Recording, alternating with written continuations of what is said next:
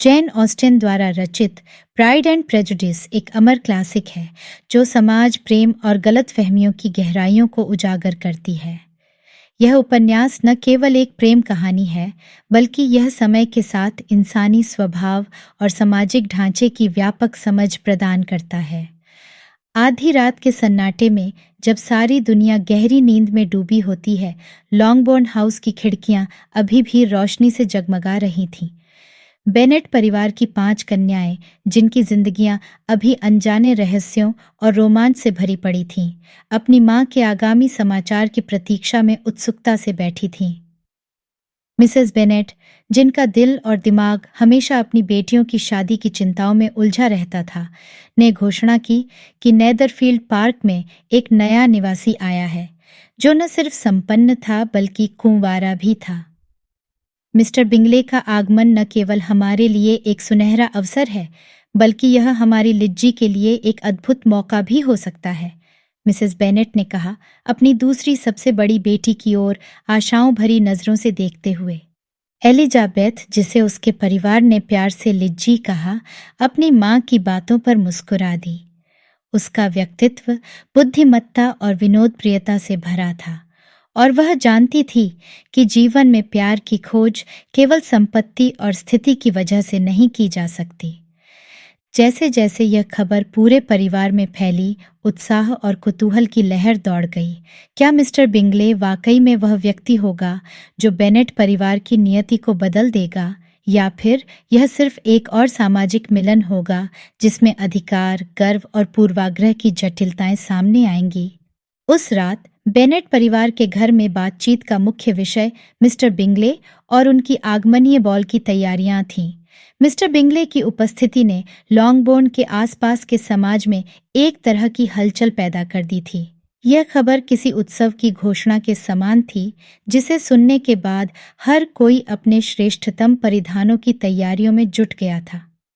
Mister Bennett, हालांकि अपनी पत्नी की उत्साहित योजनाओं से अधिकतर अलग रहने वाले व्यक्ति थे, इस बार खुद को उत्साहित पाते थे। उन्होंने गुप्त रूप से मिस्टर बिंगले से मुलाकात की थी और उन्हें यह युवा व्यक्ति काफी पसंद आया था। उन्होंने सोचा कि शायद यह मुलाकात उनकी बेटियों के लिए कुछ अच्छा संयोग लेकर आए। इस बीच एलिजाबेथ ने इस पूरी स्थिति को एक व्यंग्यात्मक नजरिए से देखा।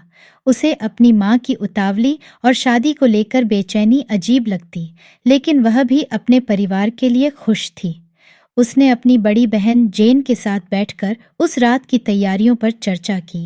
जेन, जो हमेशा शांत और संयमित रहती थी, मिस्टर बिंगले के आगमन से काफी प्रभावित थी और उसने एलिजाबेथ से अपनी आशाएं साझा की।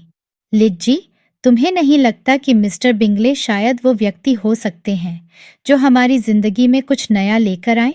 उनके आने से पहले ही लगता है जैसे कि कुछ अच्छा होने वाला है। एलिजाबेथ ने जेन की ओर देखा। उसकी आंखों में उम्मीद और स्नेह की एक मिठास थी। वह जानती थी कि जेन का दिल सोने का था और वह उसे किसी भी दर्द से बचाना चाहती थी। हो सकता है जेन, हो सकता है, लेकिन तुम्हें याद है ना कि सच्चा प्यार सिर्फ दौलत और खूबसूरती से नहीं जुड़ा होता, वह तो किसी की आत्मा को पहचानने से आता है। एलिजाबेथ ने जेन की ओर प्यार से देखते हुए कहा। इस तरह दोनों बहनें उस बॉल की रात के लिए अपनी तैयारियों में जुट गईं, जिसमें उनकी जिंदगियां शायद हमेशा के लिए बदलने वाली थीं। बॉल की रात आखिरकार आ गई। लॉन्गबोर्न का पूरा परिवार, साथ ही साथ आसपास के इलाकों के अन्य परिवार भी नेदरफील्ड हॉल में इकट्ठा हो गए थे।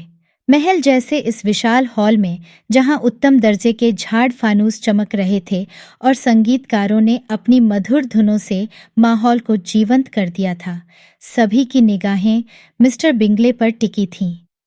मिस्टर बिंगले, जिनकी प्रसन्नता और सौम्यता ने सभी को आकर्षित किया, ने अपनी उपस्थिति से ही कई हृदयों में उम्मीद की एक नई लहर जगा दी थी।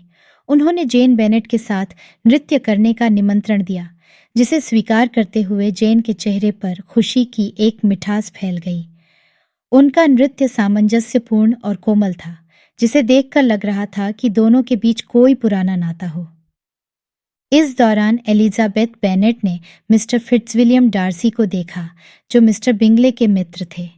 मिस्टर डार्सी, जिनकी गरिमा और रहस्यमयी आभा उन्हें उस समाज में एक अलग पहचान दिलाती थी, वे खुद को अधिकतर भीड़ से अलग रखते थे। उनका गंभीर स्वभाव और कम बोलने की आदत ने कई लोगों को उनके प्रति एक अजीब सी जिज्ञासा और संशय दोनों ही पैदा कर दिया था।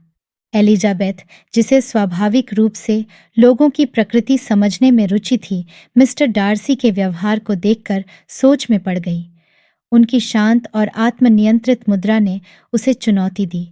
जब उसकी दोस्त शार्लोट लुकास ने सुझाव दिया कि मिस्टर डार्सी को उनके साथ नृत्य करना चाहिए, एलिजाबेथ ने इसे मजाक में उड़ा दिया।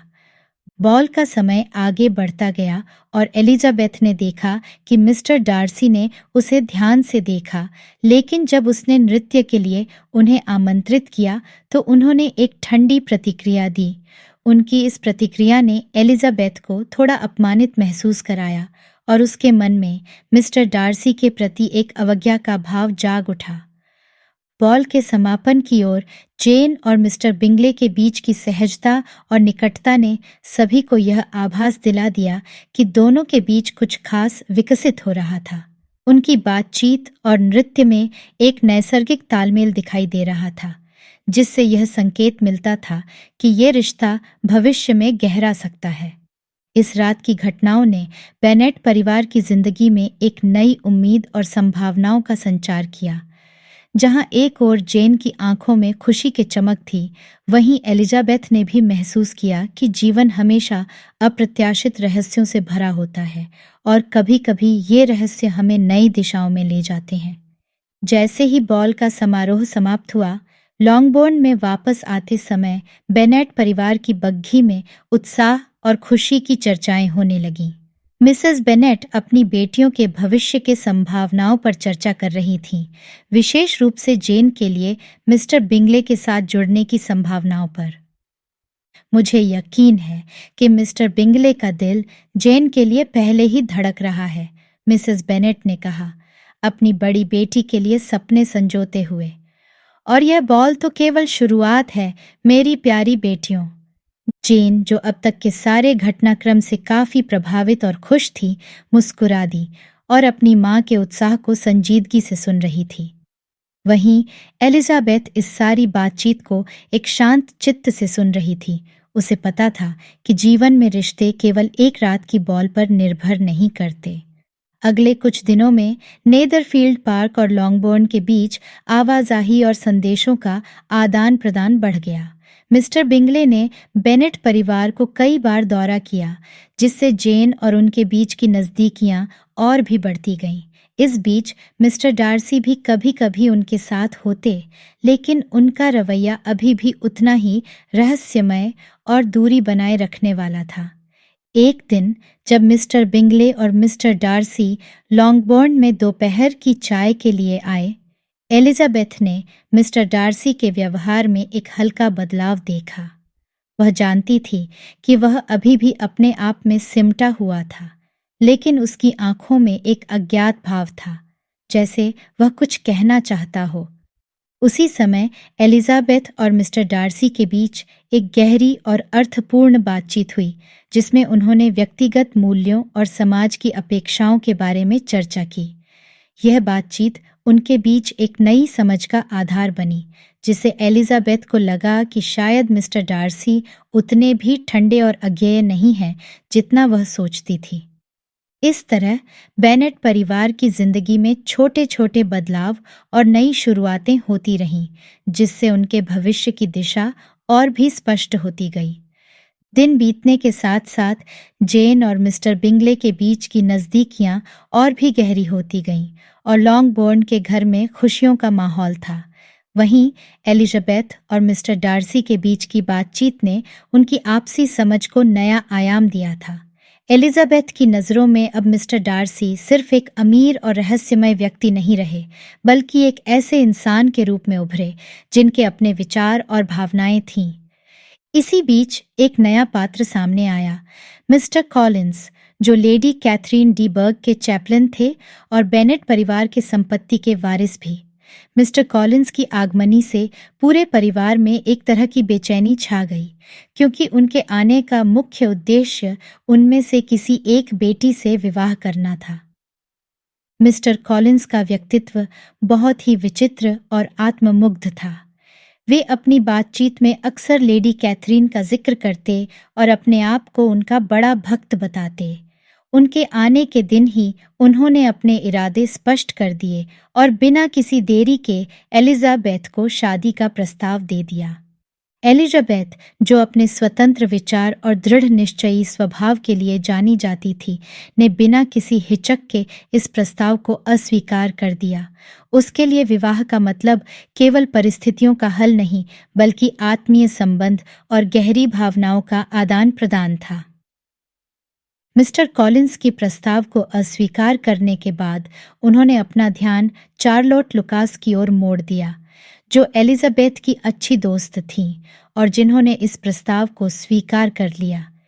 यह निर्णय चार्लोट के लिए उचित और व्यावहारिक था, लेकिन एलिजाबेथ के लिए यह उनकी दोस्ती में एक अजीब मोड़ लेकर आया।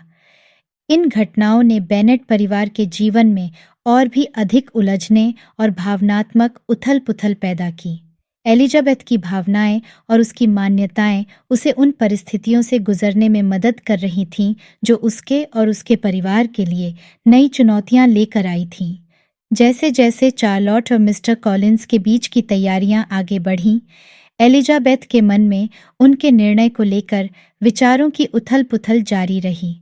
उसने अपनी दोस्त के लिए खुशी महसूस की, लेकिन साथ ही उसे इस बात का भी अफसोस था कि चार्लोट ने यह निर्णय केवल सुरक्षा और स्थिरता की खातिर लिया था। इस बीच जेन और मिस्टर बिंगले के बीच संबंधों में भी एक अज्ञात विराम सा आ गया था। मिस्टर बिंगले अचानक लंदन चले गए थे और उनकी वापसी की कोई ठोस जानकारी नहीं थी।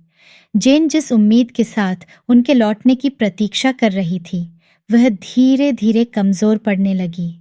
एलिजाबेथ, जो हमेशा से अपनी बहन की सबसे बड़ी सहायक रही थी, ने इस परिस्थिति में जेन का साथ देने का निर्णय लिया। उनकी चिंता और निराशा को देखकर एलिजाबेथ ने थोड़ी जांच पड़ताल की और पाया कि मिस्टर डार्सी और मिस्टर बिंगले की बहन मिस बिंगले ने मिलकर मिस्टर बिंगले को जेन से दूर रखने की साजिश रची थी। यह जानकारी एलिजाबेथ के लिए एक बड़ा धक्का थी। उसने सोचा कि मिस्टर डार्सी, जिनके प्रति उसकी भावनाएं अब तक मिली-जुली थीं, ने ऐसा कदम क्यों उठाया। उसकी इस धारणा ने उसके और मिस्टर डार्सी के बीच की समझ को गहराई से प्रभावित किया। इन सभी घटनाक्रमों के बीच एलिजाबेथ ने अपनी दोस्त शार्लोट के साथ उनके नए घर रोजिंग्स पार्क की यात्रा की योजना बनाई।